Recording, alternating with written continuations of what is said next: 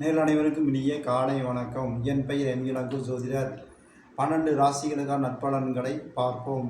மூலம் முதல்வனே, சங்கரன் மைந்தனே, யானை முகத்தோனே, வெள்ளி கொம்பனை, 5 கரத்தோனே, தொந்தி வயிற்றோனே, எங்களை காத்தருளும்.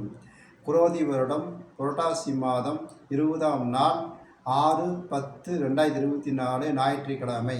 திருதியை திதி காலை 6:05 வரை, பின்பு சதுர்த்தி திதி. விசாக நட்சத்திரம் இரவு 10:59 வரை, பின்பு அனுச நட்சத்திரம். நல்ல நேரம் காலை 7:45 முதல் 8:45 வரை, மாலை 3:15 முதல் 4:15 வரை. மேசராசினியர்களுக்கு சொத்து விவகாரங்கள் சுமூகமாக முடியும். மேல் அதிகாரிகளால் பாராட்டப்படுவீர்கள்.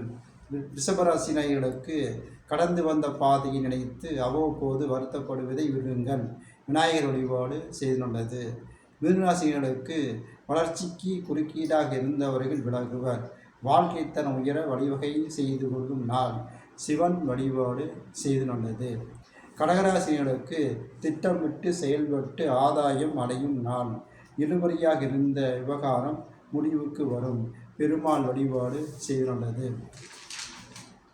சிம்மராசினியர்களுக்கு எதிர்பாராத செலவுகளை தரக்கூடும்.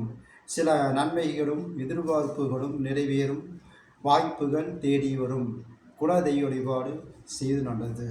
கன்னிராசினியர்களுக்கு சிந்தித்து செயல்பட வேண்டிய நாள். வியாபாரத்தில் இருந்த நெருக்கம் நீங்கும். அம்மன் வழிபாடு செய்து நல்லது. துளாராசினியர்களுக்கு உழைப்பால் உயர்வு காண வேண்டிய காலம்.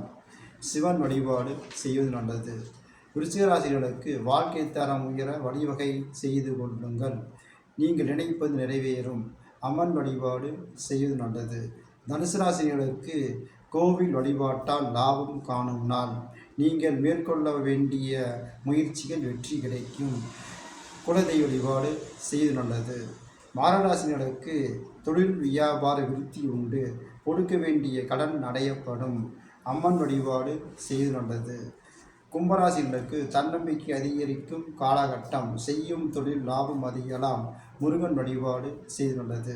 மீனராசினர்களுக்கு கொடுத்த வாக்கை காப்பாற்றி மகிழும் நாள். அம்மன் வழிபாடு செய்துள்ளது. 12 ராசி நற்பலன்களை பார்த்தோம். எனது வீடியோவுக்கு லைக் பண்ணுங்கள், ஷேர் பண்ணுங்கள், சப்ஸ்கிரைப் பண்ணுங்கள். மீண்டும் சந்திப்போம். வணக்கம்.